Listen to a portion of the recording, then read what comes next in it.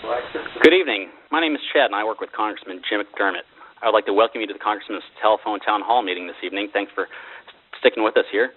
For those of you who are wondering if you are connected, you are. Right now, you are in what's called listen-only mode, which means that you can hear me, but I cannot hear you. In just a moment, I will introduce the Congressman, who will give us an update on issues before Congress, and then we'll open it up for questions. But first, let me go over a few housekeeping items. If you'd like to ask a question of the Congressman, it is very easy. At any time, you can press *3 on your touch-tone phone, and you'll be put in line to speak with one of our staff members. They'll take down your name, where you're calling from, and then we'll try to get to your question just as quickly as possible. Next time you hear your name by either myself or the Congressman, you'll be live to the entire conference, and you'll be able to ask your question directly. I know it all sounds like a lot, but trust me, it's very simple, and if you have any questions, you can ask our staff members while they're taking down your name.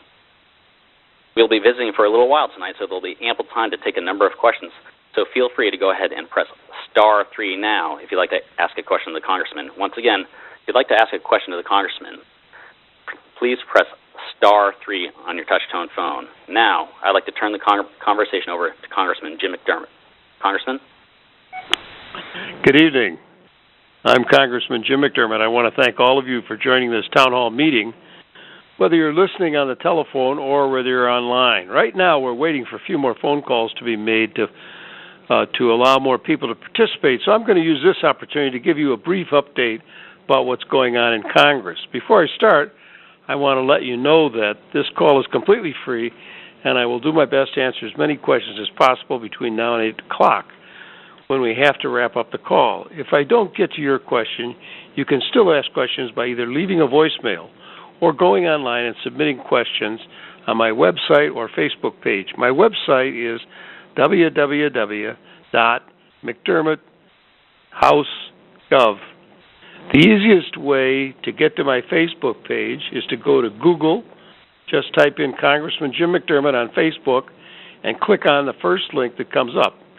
I'm now going to give a brief update about what's going on in Congress.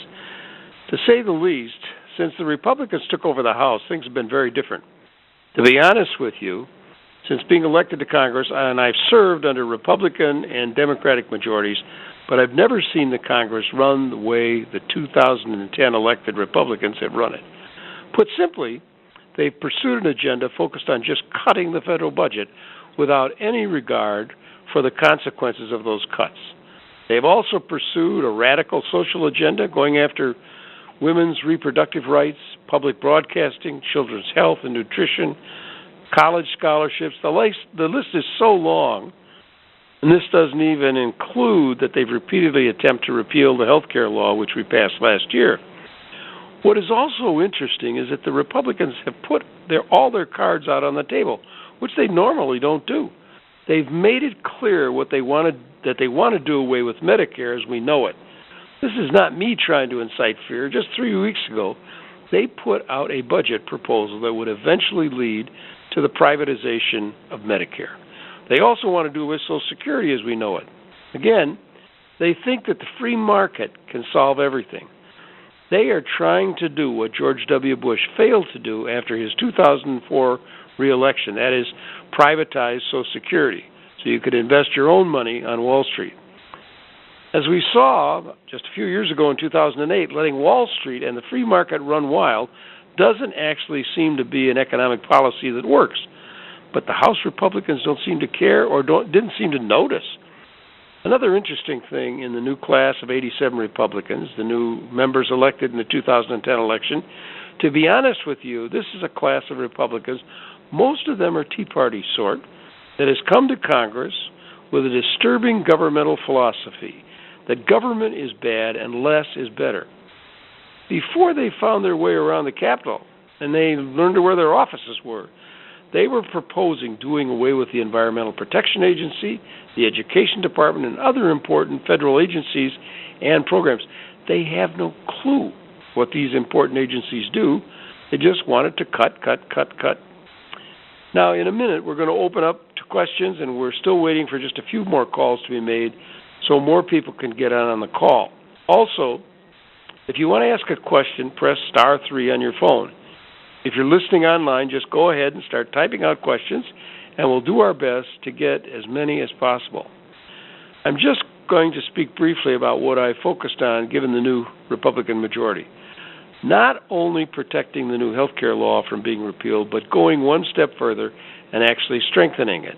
Today I spoke at a press conference with Senator Bernie Sanders from Vermont about giving states the option to move toward a single-payer health care. In Vermont, the governor is about to sign a single-payer health care system for the state of Vermont, and they need a waiver from the health care bill as we passed it last year. Excuse me. The health care law we passed was a good start, but we didn't do enough to ensure that health care costs wouldn't skyrocket, which they're expected to do. Also, when the law actually goes into full effect, there will still be about 20 million people who don't have health care coverage. It's my belief that each and every state will eventually move toward a Medicare for all single-payer system. I'm also focusing on creating jobs. I know this is in line, you hear all the time, but right now, what we're getting in Congress is the Republicans putting proposal after proposal forward that would actually destroy jobs. Their budget proposal that almost led to a government shutdown, if it was enacted, would have resulted in more than 700,000 jobs being lost, according to independent estimates from the CBO. This is in large part because of their cut without any foresight mentality. In terms of where our economy is at, cutting is the last thing we should be doing or thinking about. We need to invest in education, in infrastructure, and in renewable energy. Each of these things will help our economy grow. This leads me to my final point before we take questions. I know gas prices are a concern among many of you, as they are for people across the country. I'm proud that Washington State is leading the charge in investing in clean energy and new energy sources, but we have to do more. It was Richard Nixon, if you remember, who first declared that we needed to end our dependence on foreign oil in 1974. Nixon promised it would be achieved within 6 years. That was more than 35 years ago, and we continue to be, in fact, more dependent on foreign oil. It's my hope that the Republicans will acknowledge what one of their fellow Republicans first acknowledged in 1974, and what even President G.W. Bush also acknowledged was a problem, and move toward invested in clean energy sources that can be widely used. Simply put, we need to end oil subsidies and invest in clean energy. Okay, now let's open it up to questions. I've talked enough. I want to hear from you. Remember, if you want to ask a question, press *3. Chad, what do we have first? Congressman, thank you very much. Once again, I'd like to echo the Congressman's words and say press *3 if you'd like to ask a question. Once again, *3 if you'd like to ask a question. Our first question is from John from Seattle. John, are you there? Yes. Go ahead and ask your question. Yes, I am. Well, I'm really concerned that something the Congressman said was the need to get off foreign oil. We're really the Saudi Arabia of natural gas. We have also a lot of oil.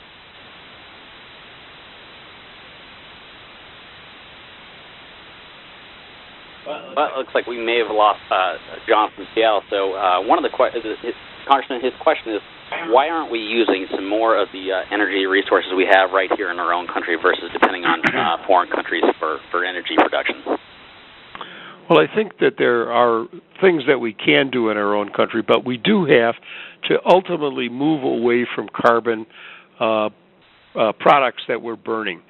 We can use natural gas, and that's better than using petroleum, but it certainly is not going to be the long-term answer.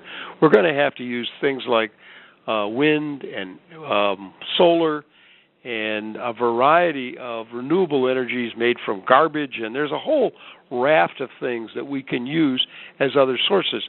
Drilling always has the risk of some kind of natural disaster, as we learned in the Gulf. The same is true for using some of the techniques that they use for getting natural gas out of the earth. You take a real risk with the environment, and you've got to be very careful that getting the energy isn't at a greater cost to the environment. Thank you, Congressman. Once again, if you'd like to ask a question, press star 3 on your touch-tone phone, star 3 if you'd like to ask a question. Our next caller, Nancy from Seattle. Nancy, are you there? Yes, I am. Hi, Nancy. Go ahead and ask your question, please. Yes, I am. Okay, I have a couple for the Congressman. I'm presently on SSI, and I get Medicaid for my prescriptions and, other things. And it just, I can't understand why that in Olympia and in D.C. that everybody is just kind of saying, well, we're going to cut Medicaid, we're going to cut this for, the people that are, like, in poverty or below. And nothing is being done, like, for the rich. It's like we're saying, don't worry, you're rich, we'll take care of you. The poor people, well, what can we do? I don't understand that. I don't understand it either. I'm one of those who believes that the budget is not going to be balanced on the backs of the old and the poor and the weak and the children. There clearly has to be some change in the tax structure. We should be taxing people who are millionaires in our society. We've given them tremendous tax breaks over the last 8 years, and the time has come when they should begin paying their fair share again. To make these cuts and say we're going to save it all by taking away health care and taking educational grants from kids and other things that ordinary people need to make it in the society, while we let those on the top skate free, in my view, is simply not acceptable. So I agree with you, and I'm doing everything I can to make that happen. Who's next? Thank you, Congressman. Once again, if you'd like to ask a question, press star 3 on your touch-tone phone, star 3 on your touch-tone phone. Our next question is from Mary in Seattle. Mary, are you there? Mary Jo from Seattle? Yes, I am. Hi, Mary. Congressman, Can I go ahead? Go ahead. Yeah, go ahead. Yeah, great. When I think about the budget, I think about military spending, and I wanted to ask your thoughts on the course of action for, say, Afghanistan. How do you see us getting out of Afghanistan but not handing the country back to the Taliban, so to speak? Do you see a solution there? I personally have had reservations both about going into Afghanistan and into to Iraq. I think that what happened recently with Osama bin Laden is the way it should have been dealt with from the very beginning. And so we have got ourselves now in a situation where we have done an awful lot of damage to the society with warfare, with killing people and so forth, and we do have to do some kind of rebuilding so that those societies can be put back together. And I think that as we rebuild in Afghanistan, we should be beginning to pull troops out. I do not see us there for 10 or 20 years. I really think that it's a mistake. We will not ultimately put a government in that's perfectly acceptable to us, and we ought to let the Afghani people make their own government, but restore the country to some kind of function in terms of agriculture, in terms of a whole lot of things, infrastructure. We've done a lot of destruction, and the time has come now to rebuild it and get back out of the country. We cannot use it as a base or decide we're going to have people there for the next 20 years. That is not in the best interest of the United States, in my belief. Thank you, Congressman. Once again, if you'd like to ask a question, press star 3 on your touch-tone phone. We have quite a large number of people on the call tonight, so we'll get to as many as possible. But our next question is from Davidson. Davidson from Seattle, are you there? Yes. Go ahead. Go ahead with your Hello. Okay, Congressman, having recently watched Inside Job twice, I have the impression that a lot of people could be prosecuted for fraud in the large banks that got bailed out. Do you see any potential for that, and do you think it will happen in any way, shape, or form? Well, I've seen that movie, and I must tell you I was outraged. And I believe that, in fact, there should have been prosecutions. There have been, there's at least a couple that they tried, and ultimately the people at the tops of those banks had given themselves the ability to deny that they knew what was going on, and the juries agreed with them and wouldn't convict. I think it is tragic and it's wrong for us to have the whole economic system brought to its knees without anybody simply going to jail. I cannot believe it's happened. I signed recently a bill to restore the Glass-Steagall Act, which was really the reason this happened. In the 30s, we passed the Glass-Steagall Act and said that banks could do certain things and not other things, and it was repealed in the early years when I was in Congress. I voted against it then, and I voted now to put it back in because it's simply banks should lend money and they should get out of all the other stuff they're in, all the gambling that they're doing in terms of derivatives and all the rest of it. And the people who gambled with people's money have simply, they have gotten away free so far. Now, I'm not sure that that's going to continue.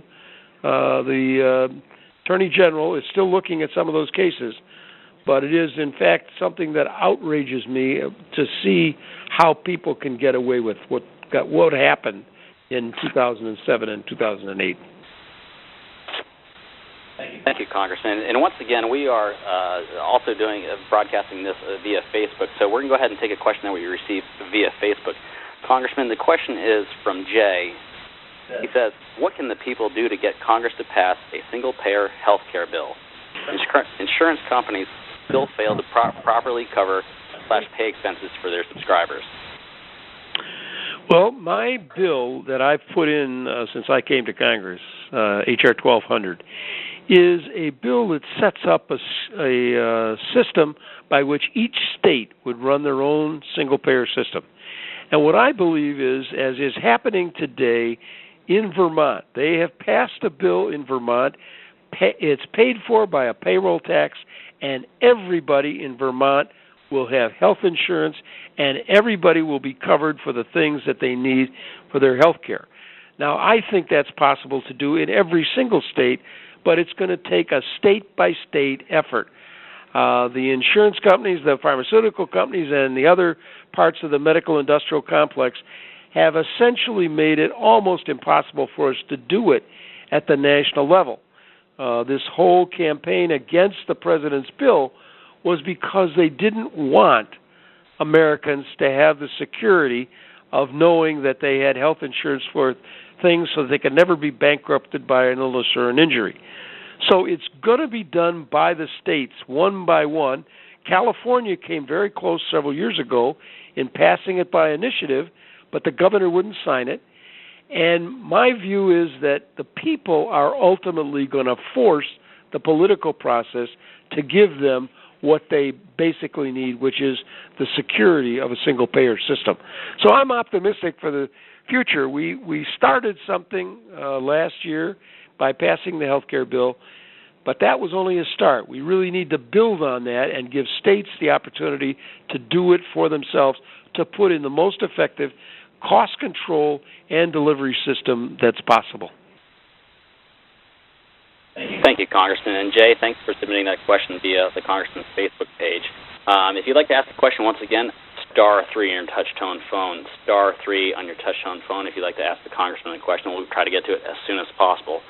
Our next question is from Lou. Lou in Seattle. Lou, are you there? Oh. Congressman McDermott, thank you so much, first of all, for holding this forum, and really appreciate it, and appreciate all your work for us. My question is, thank you. My question is relating to significant problems of drug addiction in Seattle and treatment specifically for them. Just recently, my wife works for the Drug and Alcohol Helpline, and they unfortunately they run out of funding for that. And funding for a lot of the programs that would be so useful for both kids and adults just doesn't exist.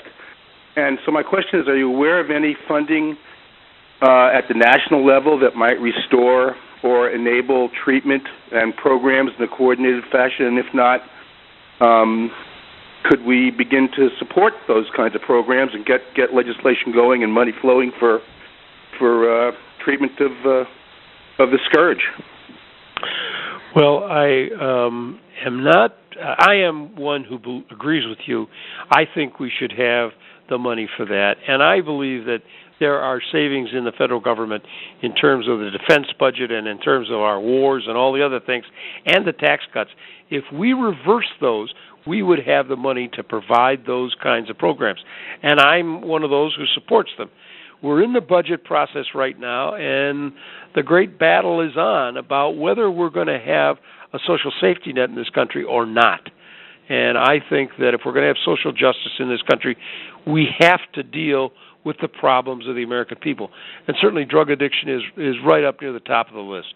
We've got lots of people, we throw them in jail and spend $200,000 a year on them in jail, when if we had a program for dealing with their drug addiction, we could deal with it for a lot less money and have them living in the society and working and being a part of the civil society.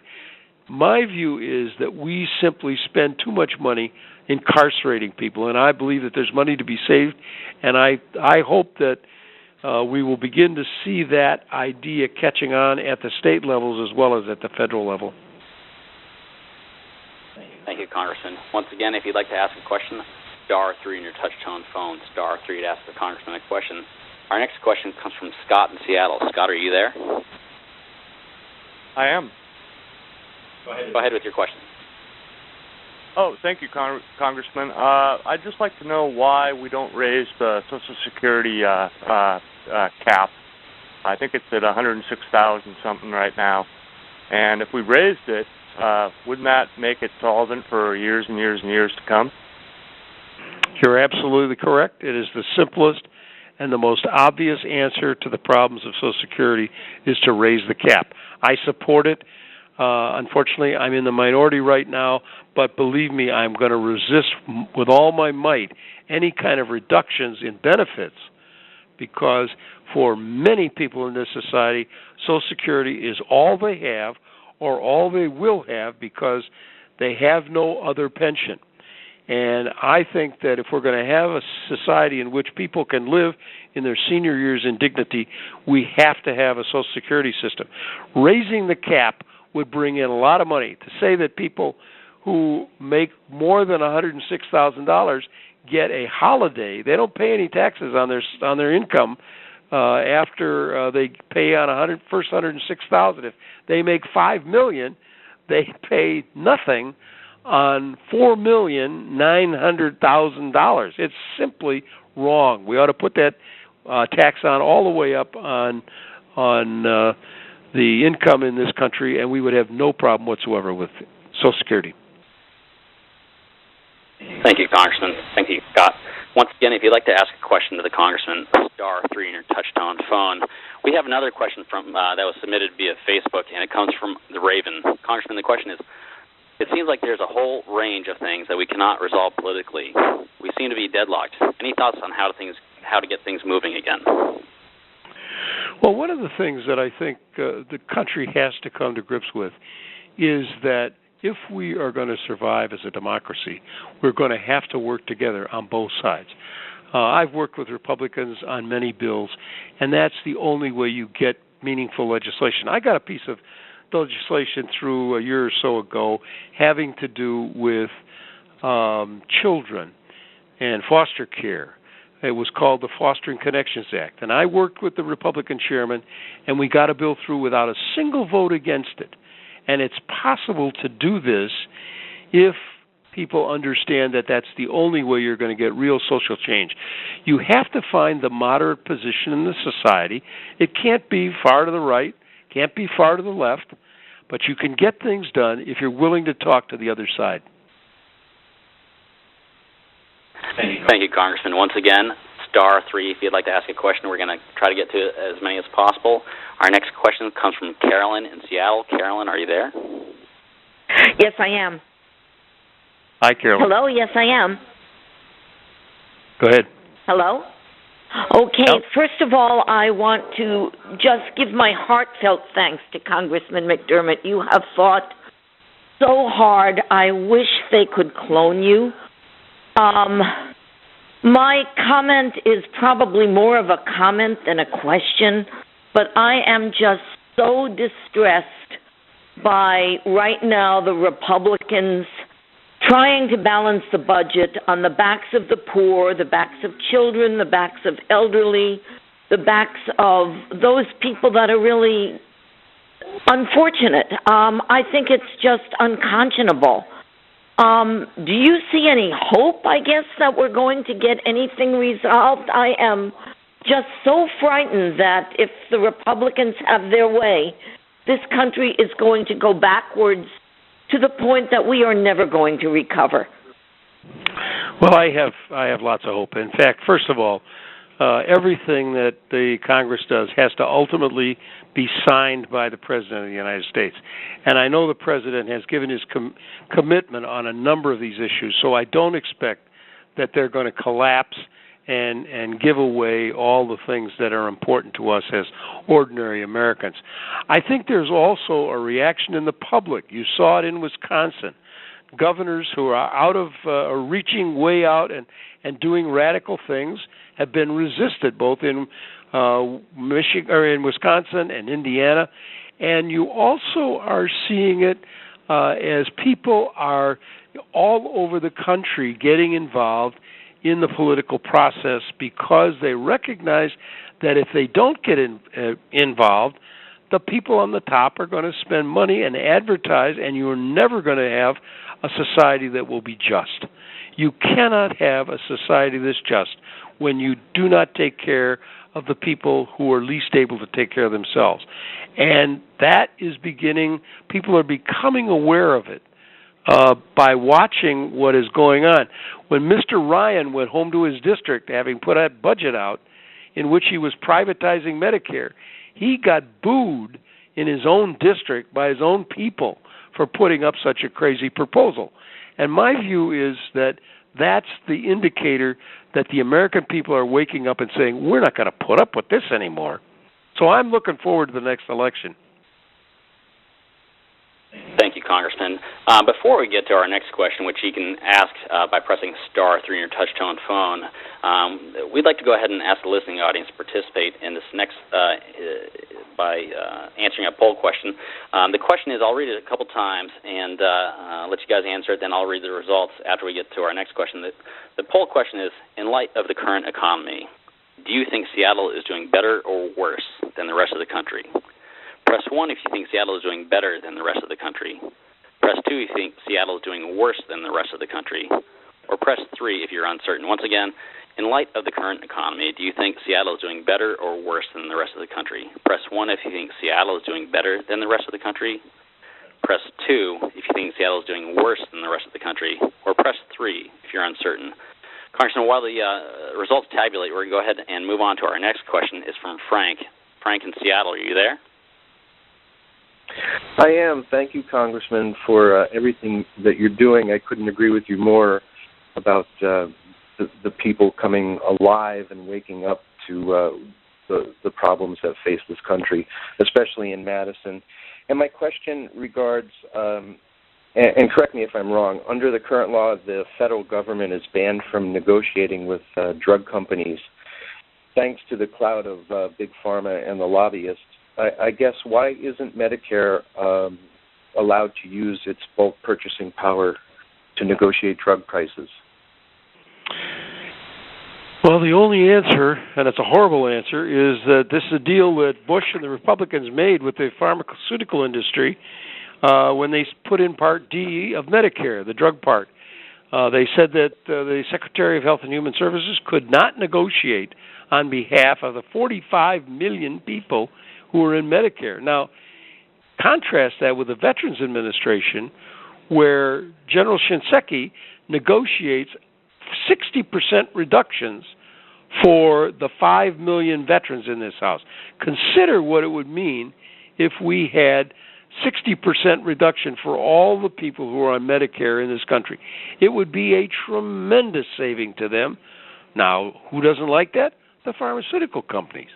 And my belief is ultimately we are going to have to demand this if we're going to control costs in the healthcare system. Thank you, Congressman. To go over those poll results, the question again was, in light of the current economy, do you think Seattle is doing better or worse than the rest of the country? An overwhelming 62% thinks Seattle is doing better than the rest of the country. 12% worse, and 26% were uncertain. If you'd like to ask a question to the Congressman, star 3 on your touch-tone phone. Star 3 if you'd like to ask the Congressman a question. And our next question is from a constituent listening online, and it comes from Ron. Ron's question is, it seems like most people don't have a good grasp of how much health care costs their employees. Would the Congressman consider requiring employees to include health care costs on paychecks? Well, you in fact do get a part of it. You get the part that you pay on your paycheck now. If you're talking about what the employer's paying, it wouldn't be, that's an interesting concept. I'll have to think about what that would mean for the employers. It doesn't seem like it would be except another line on your pay stub. And it would be, I think, helpful for people to understand how much it's really costing and how quickly it's going up. Medical inflation has been almost twice what ordinary inflation has been in this society, and it is part of the reason, a big part of the reason, why we have the tremendous deficit, because we're paying for the health care of the elderly in this country and the poor and the military and all of that has to be paid in a system that's going up faster than ordinary inflation. So it would be illustrative. It would give people at least some information so that they could make better decisions about what the importance of the bill is that the President put through last year. Thank you. Once again, star 3 if you'd like to ask the Congressman a question. Our next question comes from Kevin, Seattle. Kevin, are you there? Yes. Congressman, I've got a comment based on your a couple statements ago regarding healthcare companies should negotiate lower drug costs. And it ties right into my question. And that is, how do we get the government back to reasonably cost campaigns and the corporations' influence reduced? Well, I think one of our most difficult problems, probably the most difficult problem for the American people to deal with, is the cost of campaigns. When the Supreme Court decided in the Americans United program, or United Americans program decision, they simply said corporations can pour money in and you won't know where it's coming from. And the Congress and the presidency and elections all across the country are being paid for by money, the source of which most of us don't know it.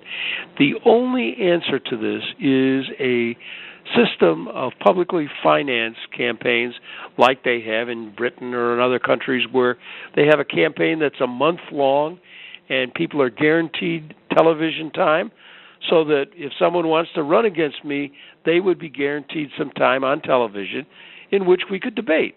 And then the people of the district could decide which person seemed like the best one to represent them in the next term of the Congress. Right now, it has all to do with how much money I have to buy ads, and most of my opposition doesn't have that kind of access to money, so they can't compete. It is simply undemocratic what's going on right now. There's a guy who wrote a book called The Best Congress Money Can Buy, and there is in fact some truth to that, because with the huge amounts of money that people put into campaigns, they expect something for it. And if the pharmaceutical companies put a lot of money in, they expect people to protect them when they're in the Congress. Ordinary citizens don't have that advantage, and so they don't get protected. And it is a system that has really got to be changed. I'm hopeful that it will start again at the local level and that states will begin to do it. Arizona's put a bill in. We'll see how the Supreme Court reacts to that. It's up before the Supreme Court very shortly. They have, in that state, said they're limiting how much money can be spent in a campaign. Thank you, Congressman. Once again, if you'd like to ask a question, star 3 on your touch-tone phone. We're going to try to get to as many as possible. We have thousands of listeners across Congressman McDermott's district, so we're trying to get to as many as possible. Once again, star through your touch-tone phone. If we're unable to get to your question tonight, you'll have an opportunity to leave him a voicemail at the end of the call. But we're going to go ahead and move on to our next question. It comes from Jim in Seattle. Jim, are you there? Yes, I am. Yes, I'm here. Hello? Hello. Go ahead. Jim. Hello. Yep. Hi, Congressman McDermott. Thank you again for doing this. I guess my question is a little different. It has to do with jobs, specifically the one that I'm about to lose, because I'm in the, I work in the tech field. I work for a large aerospace company that I'm sure everyone knows, and my engineering job is being sent overseas, courtesy of a free trade agreement, which I believe you voted for. And I'm just curious as to why you express support for all these free trade agreements when they're costing jobs in your own district from your own constituents, and it seems like you've turned a deaf ear to those of us who have done all the right things and gotten educated and done everything that we're supposed to do, and yet you guys are making public policy that deliberately sends our jobs overseas and puts us into poverty. Well, the whole question of our economy is one that is now global. There is no question that we are a part of a global economy. And the fact that there are some jobs that have gone overseas, there are also some jobs that have been created in the United States because of our trade. If we did not trade overseas, Boeing wouldn't be able to sell airplanes. They sell 60% of their airplanes into China. Now, if you think that the Chinese are going to buy all those planes and not want to have some part of the action in creating them, for instance, it's just they're going to buy from Airbus. And so you're always in a free enterprise system and a global trading system. There has to be the ability for employers to do whatever they're going to do. Now, what you can do and what we've done and what I've been a big supporter of has been for trade adjustment assistance. For people like you who lose your job because of trade, then there should be training and Social Security, health care and unemployment insurance so that you can be retrained for jobs that exist in this society. I don't think that there's any way we can stop the globalization in the world. What we can do is make sure that American workers get the help they need to get back on their feet when they lose their job. It's an awful thing to lose your job, and we've had millions and millions of people lose their job in the last few months, last several years because of fraud in banks and a lot of things. And those jobs, they're hard to replace to get that banking system back on its feet. But we have to help all the workers do what they can to return to the workforce. And I understand people's pain, but you can't stop trading. Thank you, Congressman. Thank you, Jim, for that question. Once again, *3 if you'd like to ask the Congressman a question. We're going to go ahead and move on. Our next question is from John in Seattle. John, are you there? Yes, I am. Congressman, are you there? Yes, sure am.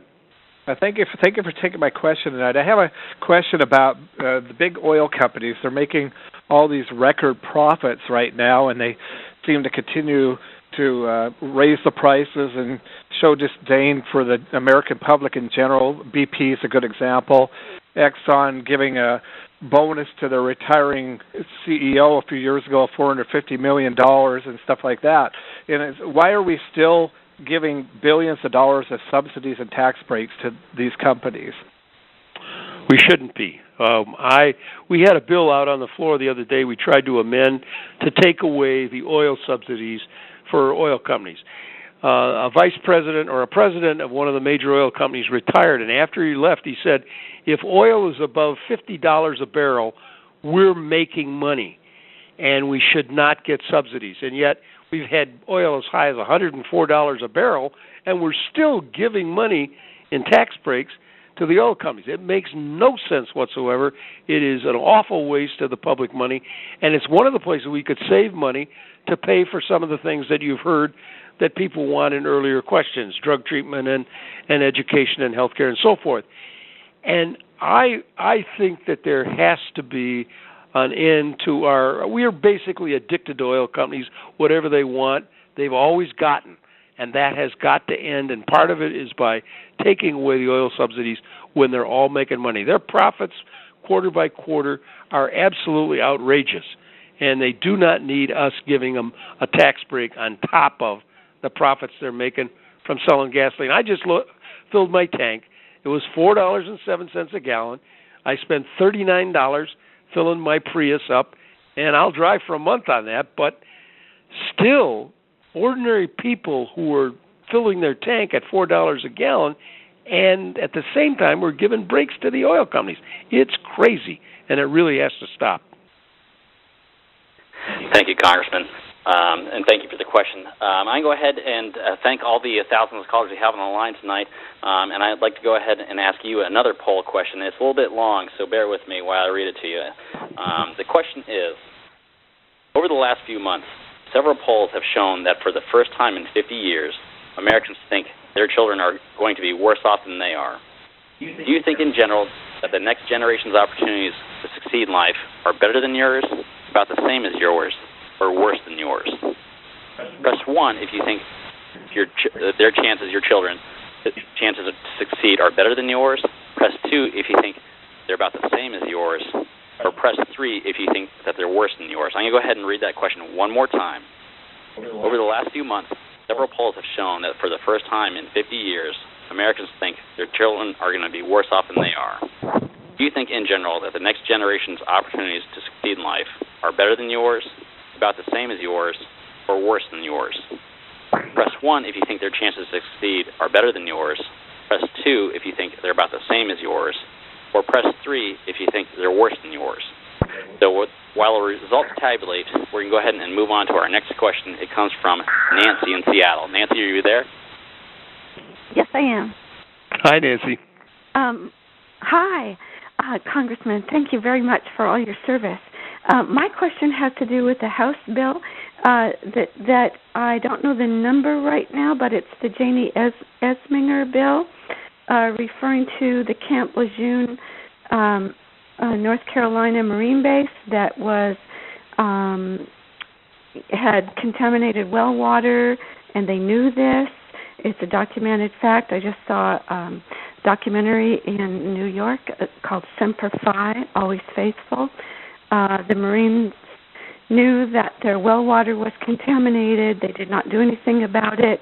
United States Marines and their families living on that base drank that water, and now there are hundreds, probably thousands of cases of very rare cancers that are in people who are no longer serving and have no recourse.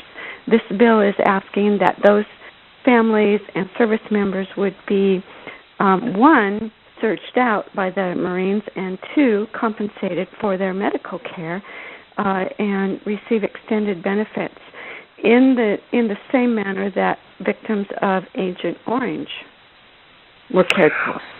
It's interesting, Nancy, that you should bring this up. I got an email today from a friend of mine who's a film producer in New York, and she said, are you aware of this movie, Semper Fi? And you should be get your colleagues to sign on to this bill. I haven't had a chance to follow up on it because I got it in about 4 o'clock this afternoon.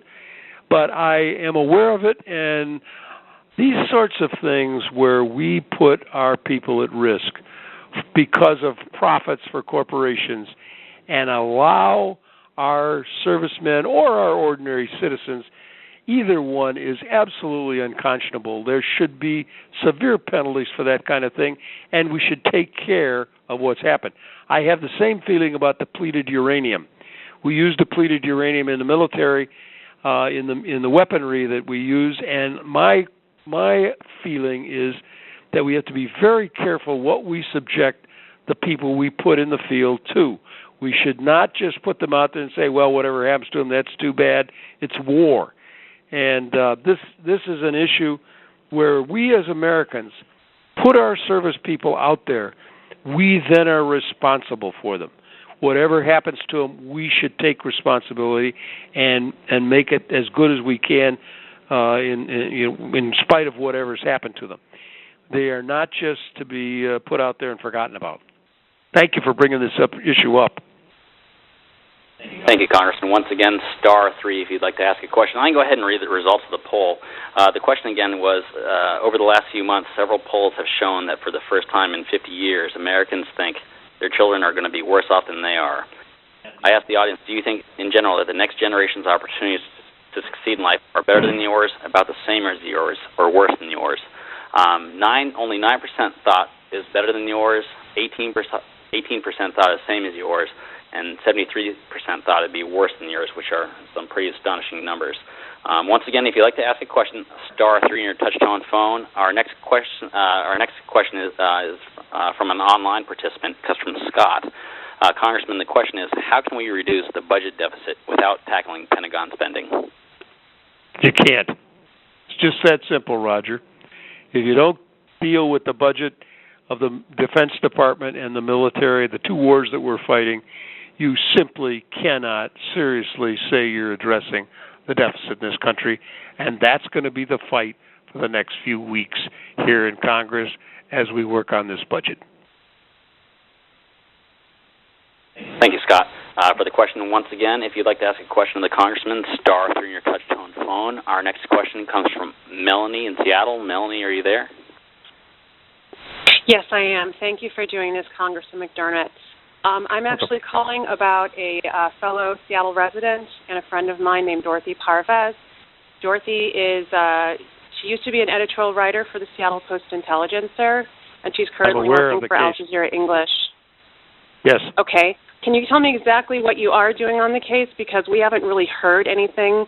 Many of her friends and family are working very hard to get her released, and we've heard from Patty Murray's office, we've heard from Maria Cantwell's office, we've heard from Representative Inslee's office. What exactly are you doing? Well, basically, I talked with the two senators, and they had made contacts through the circles to begin quiet diplomacy, trying to resolve this in a diplomatic manner. That's proceeding, and we are following it. I've been involved in a number of these cases where we had people from my district that have been caught over in Iran and been held in prisons over there. We've got one there right now. And in these kind of situations, quiet diplomacy is often the most effective way to do it. I've been in contact with people in the State Department about this issue and talked with them about in fact, I talked with Mrs. Clinton this afternoon, and these are issues where we are pressing hard on the Syrians to acknowledge that she's there and release her. She's not forgotten or not. We are working on it, but it's not something that going out in the press and making a lot of noise or anything else is necessarily going to be helpful to somebody like this in this kind of predicament. So rest assured, we are working on it. There is no question about it. Thank you, Congressman. We're running a little bit tight on time here. We probably have the opportunity to answer a few more questions. But if we don't get to your question, please stay on the line at the end of the call, and you can leave a voicemail with your name and your question. We're going to go ahead and move on to Roger in Seattle. Roger, are you there? Hello. Hi, Roger. Hi. Thank you so much for using this media to reach more of your constituents. It's really effective and appreciated. You're welcome. My question is sort of multifolded, so I apologize. But with bin Laden having been caught, I'm concerned that there are orders for his underlings to carry on the terrorists' situation in various parts of the world. And I know that we are addressing that and doing a very effective job. But once that is finally eradicated or greatly improved, how long will it take before social services, education, bus services, funding, etc., be improved here in our budgets? And I know that war and terrorism is always going on in the world, Jim, but other than that, do you see any light at the end of the tunnel because of all the needs that people are facing right now, whether it's hospice or home care or, nursing homes or whatever? And these are the ones. Let me try to answer your question. I think I got the question. Let me tell you what I think about this. I thought after 9/11, it should be treated as a criminal act against the United States, and we should have pursued it as a criminal act. And that means you need intelligence to find the people who did it and sort them out and go to the places where they are and arrest them or bring them back for trial or whatever. Unfortunately, President Bush set us on a course in 2001 of creating a war on terrorism. Now, I don't know, war on terrorism has no borders, has no beginning, has no end, and you couldn't have soldiers marching around in every direction all over the world, and there still will be acts of terrorism which have to be treated as criminal acts. And my belief is that with Osama bin Laden out of the way, we ought to, and it was done by intelligence, it was not done by the military. It was done by intelligence. Once they knew where it was, you can send a small group of military people in and deal with it. You don't send in 10 divisions. You only have to send in a very small group of SEALs to deal with what was going on there. And I think that we have to trust our intelligence agencies to gather the information, and as the President said, if I have actionable intelligence, I will act on it. And I think that we have to trust that system of dealing with it, because otherwise we're going to wear ourselves out. We could be fighting in Libya and Tunis, and we could go down to Yemen, and we could be over in Syria on top of Iraq and on top of Afghanistan. There is no end to that. That's why we have to reverse our thinking back to the fact that these were criminal acts and deal with them as international criminal acts using Interpol and all our connections in the intelligence world to bring them to an end. That is the only way we're going to stop the expenditure money on this kind of military activity that we're engaged in right now. Thank you, Congressman. Our next question comes from Peggy in Seattle. Peggy, are you there? Yes, I'm here. Hello? Oh, go ahead, Peggy. Hi, Congressman McDermott. How are you? Good. Good. My question is, the Republicans have always been yelling bipartisanship. But when it comes down to important issues, they always want to split and go Republican and put scare tactics on TV through the media to people who are already frightened. And I feel that the Democrats haven't put any teeth into the Republicans to remind them of what their handshake meant with going into this administration. And to me, I think that they're failing their citizens, and I think that they're failing the United States in a whole by not. We're getting down to the end of time. Let me say this about that, because I think that, in fact, we did a very good job when Paul Ryan put out this budget And the Republicans passed it without a single Democratic vote. They rammed it through, and then they went home to their district. We talked about what it was really all about, what it had done to Social Security, what it was doing to Medicare, and we began to drive them toward the table. They're going to have to come and talk to us and act in a more bipartisan way. They're not going to be able to have the radical agenda that they have tried. And we're working hard in trying. We know that there have to be cuts. We know there have to be savings. We know that but we're not going to make all the savings on the back of those who are defenseless in this society. There are people in this society who have benefited tremendously. People who make more than $250,000 in this country are doing just fine. And for us to say we're going to take away everything from the people at the bottom, take away daycare and take away preschool and take care of all these things, simply because those people cannot defend themselves, is simply not acceptable. And I agree with you, bipartisanship's nice to talk about, but sometimes you have to have a real fight before they realize that you're not going to let them run over you. That's what we're doing right now. Thank you, Congressman, and thanks to the thousands of listeners tonight. Unfortunately, we are out of time, so before we sign off here, I'd like to turn the conversation over to Congressman McDermott for some closing comments. Congressman? Well, we're at the end of the time, and I want to thank everyone for participating. Your questions are important to me. It's good for me to hear directly from people what they think. I'm sorry we didn't get to all the questions, but please go to my Facebook page and leave comments and questions there. You can also stay on the line and leave a message that I'll respond to. I really like this format. I wish I could get all of you to come to one room, but it's easier to get you to come on the phone, and I'm going to use this method again. Thank you all for being on the call tonight, and we'll see you again. Bye-bye.